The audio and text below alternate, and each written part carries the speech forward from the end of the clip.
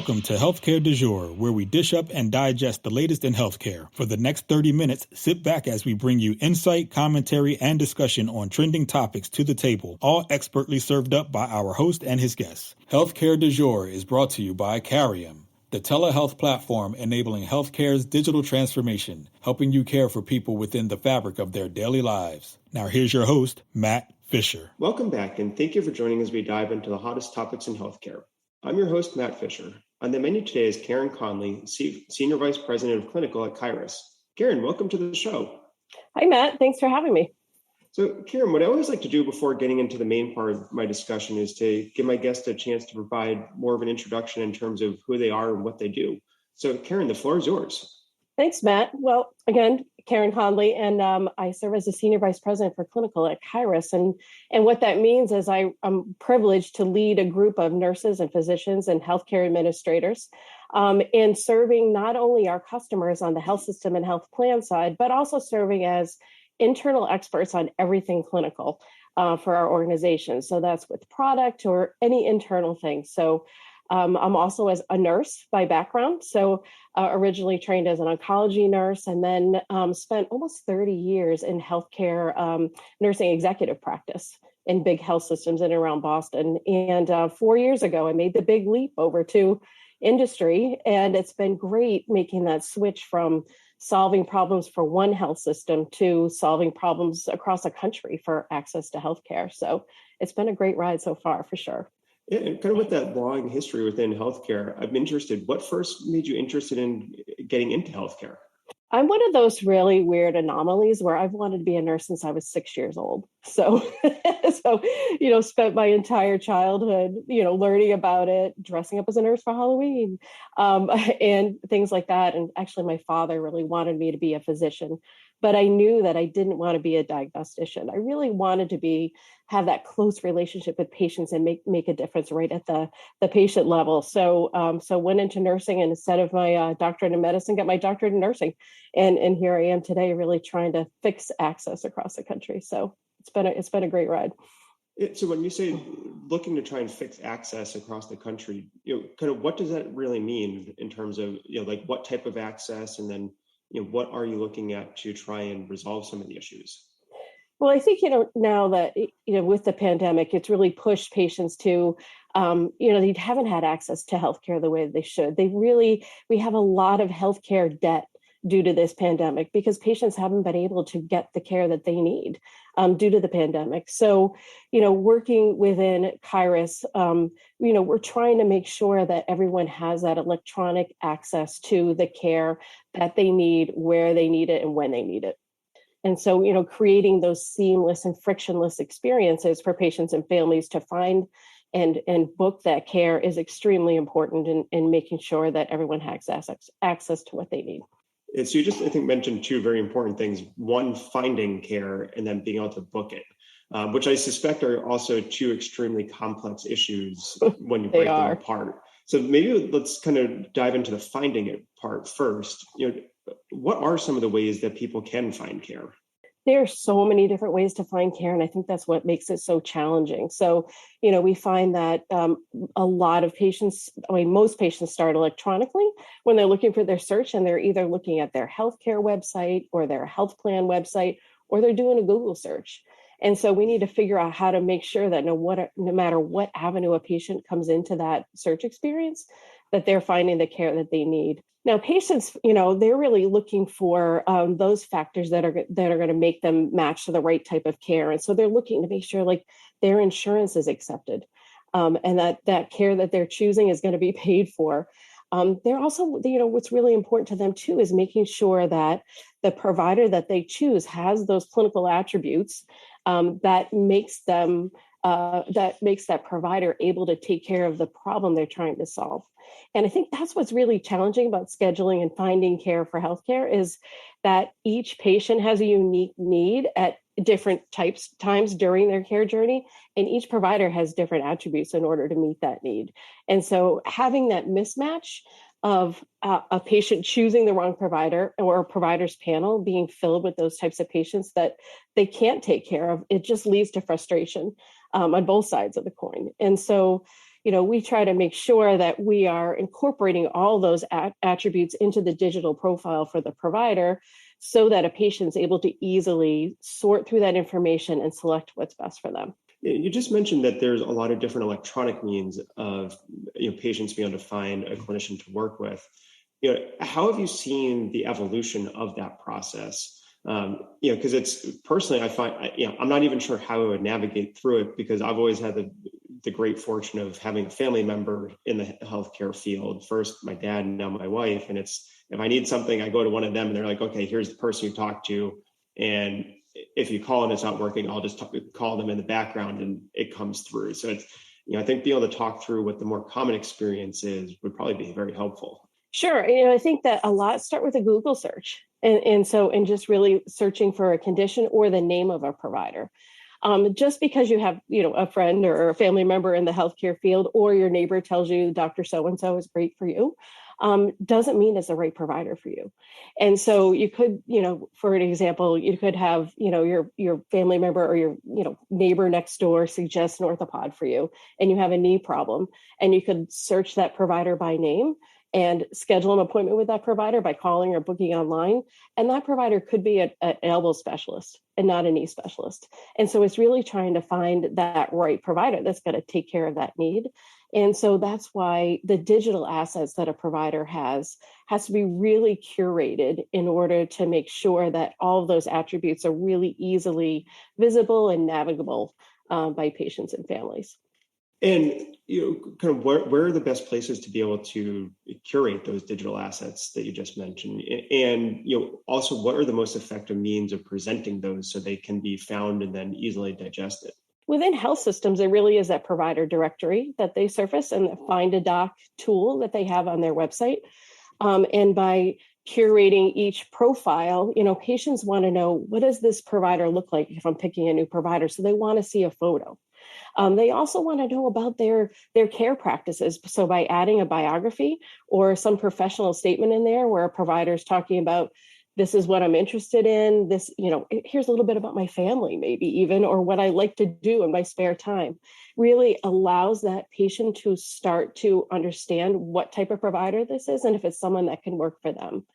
And then other attributes, that really smart search experience where they go in and they can search for any condition or treatment, and only those providers that take care of that return in that search. So creating that search experience that's really easy. Patients don't know how to find this care. And so we need to figure out how to make it easier for them. Like, I'll give you an example. One of the things that, we noticed during the pandemic is that there are so many people that did not get preventative care. They just didn't. I mean, and it wasn't even offered at the time. So we think about women over 50 who need an annual mammogram. Finding that care is really difficult, and you're on the phone for a long time. And so we tried to serve up that easy experience for patients to find a mammogram with a series of questions. And so when you're looking for a diagnostic mammogram, you need a lot more equipment. You might need more testing. And so that's if you have a problem. If you just want a screening mammogram, it's pretty simple. And so by asking certain questions to a patient, we can screen out those patients that need a screening mammogram as opposed to a diagnostic mammogram. And in that case, they really need to make a phone call to make sure that they're set up for the right services when they arrive there. There are not many health systems that let you schedule that type of visit yet, but patients want that convenience. I mean, you think about a busy woman who works and has children and all that, and they're trying to, take care of themselves and their family. Having that opportunity to, in the middle of the night when I'm still up because a child woke up or whatever, to just get some of that stuff done is great. And so I think the more and more frictionless experiences like that, and that opportunity to really book online, the better it will be for patients to this healthcare debt that I talked about at the beginning through the pandemic. We need to catch up with that, and so we need to offer many different ways to have patients access that care. Yeah, and kind of that's a nice way to transition into kind of diving into the challenges around being able to do the scheduling aspect of it. Because as you were just saying, like if you can maybe create a relatively simple decision tree depending on what you're looking for to help guide to the right type of appointment, that seems like the first step. And then the next step is, how does the scheduling process actually operate? Yeah, and that's the tricky part too, is making sure we have, I think the first thing, we talked about is really engaging that consumer. And so having, different avenues to enter in, and, virtual assistants are big now, and using actual virtual assistants. So that's one way I think to activate those decision trees too, is through virtual assistants. And I think more and more consumers are used to using that. So that's one piece. And then, we talked a little bit about the search and making sure that all the information is right there, and that a patient can easily search and find the care that they need. But when it comes to, matching and scheduling, patients are looking for availability. So they want to know, based on what their concern is, how fast can I find this provider, see this provider, or maybe something that I don't mind doing down the road. And so if they're available later on, I'm willing to wait until that provider is available. So, surfacing that type of information, the appointment availability is really important.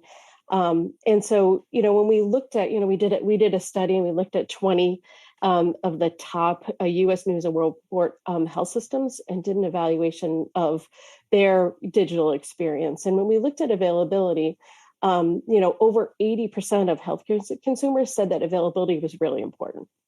And so I think, in this day, we're used to instant gratification and consumerism. So we can go to Open Table and find it, a table for tonight, and we can, have Amazon deliver something we need tomorrow. And so, they're really looking for that in healthcare too, but only 5% of those top 20 hospitals had availability public on their website when a patient went to look to book. So it's a mystery, I think, for a lot of patients now, but it's a difficult thing to surface as well. So it's really this change management where we work with health systems to, how do you make more availability, public and available? And so, sometimes you have to leverage different tools and different providers.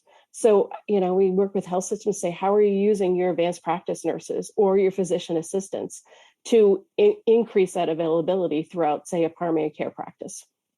And so that's, and a lot of times if patients want to have a need met right away, they don't care if it's the physician or a PA or a nurse practitioner, they want to get that need met. And so, helping work with health systems to go through this change management process to make that availability, front and center, and more of it is really something that is necessary in order for patients to get that gratification. Yeah, and it kind of sounds like implicit in what you were saying there is, one issue is the availability isn't transparent. So it's, when you're on the outside of the system, and maybe arguably even if you're inside the system, you don't have a good picture of when a visit is possible. But also there's the availability issue of, certain clinicians are going to be booked so far in advance that it's hard to find an open slot. And I think you were saying that you need to kind of look at the entire care team and figure out how can you get someone in if they need to be seen more quickly, and still have, as you said, might not be the physician at the top of the chain, but someone who is connected, who can help at least start the process of, evaluation and ingestion of information to, pursue a particular course of action as needed. Yeah. We found that, 83% of patients select a provider based on availability. And so you think about those really highly specialized providers and providers in general, that's their last sense of control is over their schedule. They've given up so much more of the management, their offices, their time. And so, so it's really, we have a lot of providers that are reticent to have this online booking experience.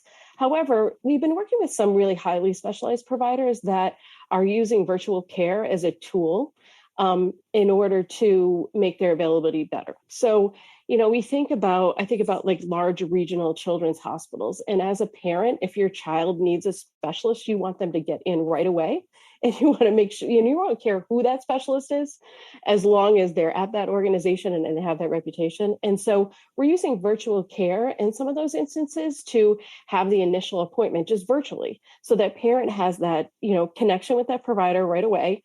and can talk about their child's problem and develop a next step or a next appointment, as opposed to, again, these regional centers traveling a long distance, waiting a long time, not having, any questions answered for sometimes months at a time because availability is so scarce. And so I think by, partnering with an initial virtual appointment and then a follow-up in-person appointment really helps make that patient access journey better in those types of situations. Yeah, and I definitely want to explore kind of that virtual care aspect. But first, for those of you just joining, I'm talking with Karen Conley from Kyruus. We've been talking about access issues, both in terms of scheduling and availability and finding a clinician. But, Karen, as you were just mentioning, now you're starting to see some places weave in virtual care. So I guess first, I'd like to just get your definition of how do you see virtual care? Like kind of what is it? What does it encompass? And then we can kind of get into how do you kind of create a broader continuum of care based in the direction that you're already suggesting. Yeah, so virtual care is it's such a huge umbrella. I mean, commonly people think of it as that live or synchronous video visit. And so that's the most common one that we found the pandemic really kind of force into people taking advantage of. But there's also the store and forward type visit, where it's that asynchronous visit or care. And that's really like filling out online forms. So your intake forms before you come for your visit. So you're saving time there. That chat, so that asynchronous chat with your provider. A lot of health systems are using that now to get questions answered for patients, but in an asynchronous way. That secure email and messaging with providers is really important. And I know a lot of patients took advantage of that. And then, those virtual care interviews with dynamic AI, which is new now. So really leading questions and gathering information. So those are all great aspects of it. If like my experience of doing an online form for my primary care, and then I walk into the office and they hand me an iPad to do the same thing again. So it's really figuring out, we got to integrate this stuff so to make it easier. But, in addition, there's also remote monitoring. And so using devices to remotely monitor, especially those real chronic diseases, hoping, things like cardiac disease, and having those physiological monitors, blood pressure monitors, pulse ox, and implantable cardiac devices now with Bluetooth capability, and your provider's monitoring that all the time. So those, the goals of those types of virtual care are to prevent hospitalization and ED visits. And they're definitely worth the equipment investment if we can keep people out of the hospital and keep them healthy. And then finally, this global umbrella of mHealth, and that's merging those devices with all of this data to really improve the health of populations. So it's so broad. And I think there are so many people that think of just those live, video visits, synchronous video visits as telehealth, but it's just so much bigger and growing day by day. And kind of given all those different modalities, and I'm sure that there's probably another whole multitude that you weren't able to identify there, because as you said, it is such a large umbrella. What are some of the effective strategies that you're seeing to integrate that with the in-person care? I think that, the key to that is really, again, I'm back to this like frictionless experience where whatever platform is being used needs to be really simple to use for not only the patients, but the providers. And it has to integrate into the provider's daily work and really easy to use.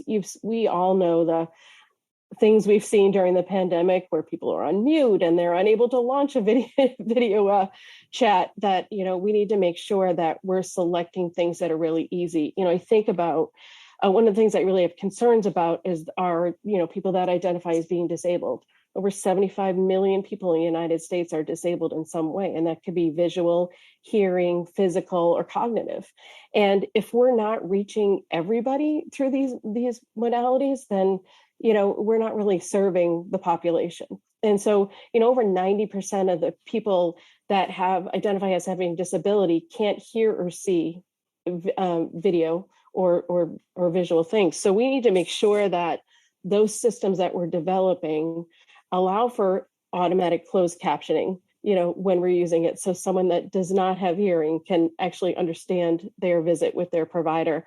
We have to make sure that, screen readers can read everything digitally that we're putting up online. So that's one thing that I worry about a lot with this, is making sure that access is true access for everybody. Yeah, no, that definitely sounds like, as you're saying, if we're going to be using these tools, they have to be equitable, and that they can't, entrench or create new health disparities by not enabling the access for everyone who needs it. Because, I think especially based off of the descriptions of, all those different modalities you were giving, it's, you start to get a much broader, fuller picture of each patient as you're able to connect them into those services, which, I think you also said is going to that goal of driving better overall health and keeping people healthier. Yeah. And I think the other challenge too is that we have people in the United States that don't have access to internet. And so, as all these great modalities are coming up and we're making care easier, we have to think about that too. That's a huge problem to solve that I know we're not solving on this call today, but it's something else to think about, is that we have to make sure even those in rural America or in those, internet deserts, that we're figuring out how to bring this type of care to them as well. Yeah, and I guess also on top of just bringing the care to individuals, have you seen a refinement yet of a better understanding around kind of what type of care can be started or initiated or monitored using the virtual care, and then is that then being transitioned to an in-person visit at an appropriate time? Kind of, where does the understanding of that kind of back and forth lie at the moment? Yeah, I think providers obviously have a really good sense of what things they can do virtually and what they can't. Thank God they do. But patients have no idea. They have no idea. So sometimes it just starts with a question and their problem can't get solved that way, but at least they're talking to someone and they're finding out that they need, an in-person visit in order to solve that problem. I think developing really smart search, match, and schedule options can eliminate some of that friction by just surfacing those types of appointments for those conditions that can actually be treated in that fashion. So really don't want to be frustrating a patient by them thinking they're going to have a virtual visit and their problems are going to be solved when, up front that condition cannot be evaluated in a virtual way. So by creating those experiences so the patient is pointed to the right type of appointment for the condition that they have is kind of the best case scenario for the patient and for the providers, so that they're receiving the right modality of a visit type for that patient at the right time as well. Yeah, that seems to be a very important point where you're kind of saying basically set expectations, so that way right. It's you can try to get both sides to understand what can and can't be done in each modality. And I think it even goes back to kind of when you first started talking about the virtual care a few minutes ago, where I think you were saying if you're talking like a regional area, the virtual could be used as that almost initial intake to then save time and get more directly to the heart of the issue when you're able to come in person. Yeah. The other challenge I think we're running into too in health systems with virtual care is the licensure perspective, where you really have to be licensed in the state where the patient is at the time, and that makes it we did have a little bit of a lift on that during the pandemic, where that we lifted some of those rules, but they're coming back in place now, and there's still over 25 states that have this really strict licensure where they have to be in that state. I'm working with one health system now where they are hiring physical therapists that are licensed in every state across the country in order to provide virtual care for all of their patients, which seems like such a waste of resources, that we should be able to have this cross compact between states, and everyone should be able to, treat virtual care wherever they are, because it doesn't really matter if you're sitting in Idaho and your patient's in California, you know what I mean? From a clinical care perspective. So I think that's another hurdle that we have to figure out how we can get over to really make virtual care ubiquitous within the healthcare system. Yeah, no, I think that's definitely a fair point, because especially as you said, when you're talking about clinical care, the standards are the same all across the country. You're not going to have one standard of care if, using your example, if you're in Idaho as opposed to California. Everyone's following national guidelines, most likely from a national association governing that particular type of clinician.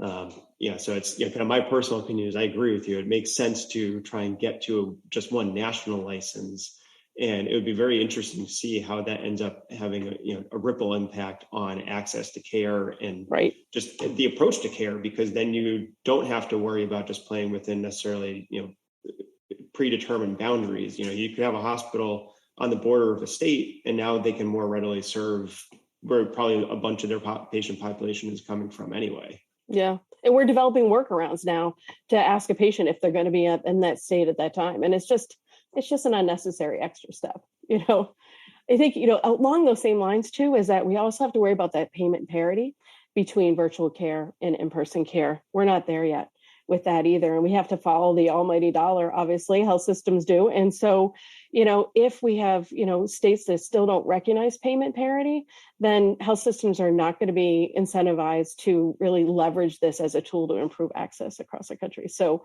I think that's another piece that, again, we're not going to solve on this call today, but it's another barrier to really making virtual care that tool that we can actually leverage to improve health, across the United States. Yeah, no, and I think it's also an issue that needs to be identified as well, because as you said, if you're not going to get paid for a service, or you're going to get paid at a level that's so far below, the in-person aspect, you're going to expect the business to choose the way that it's going to bring in more money and use that to theoretically maintain its quality of care, kind of the expectation of services. Kind of, since we're opening that door a little bit, the question is, if you could shift more into value-based care, where you're maybe working off a capitated model or some other model where you're not having to worry about a fee-for-service basis, do you think that ends up helping to solve some of those issues? Because then you're just going to find, okay, what's the best care at the right time to most efficiently utilize the resources we're being provided. Absolutely. I mean, that's the goal, right? I mean, and it's really hard to get there. And I think that's why, scheduling and healthcare is just so complex, is that we need to change those perspectives so that we are looking at total health and a whole episode of care for a patient, as opposed to these longitudinal episodes, as opposed to these individual episodes and charging for that. So I think that value-based care is really where we need to go to make all of this work, right? Yeah, no, and it certainly seems to be a work in progress. But I think that's unfortunately going to have to be kind of the last point to take away, because believe it or not, we're already out of time. Wow. I want to thank my guest, Karen Conley, for a great conversation today. Thank you so much, Matt. It was a pleasure to be here. And thank you to everyone listening. Keep the dialogue going and connect with me at #HCDEJURE. I'm Matt Fisher. Until next time.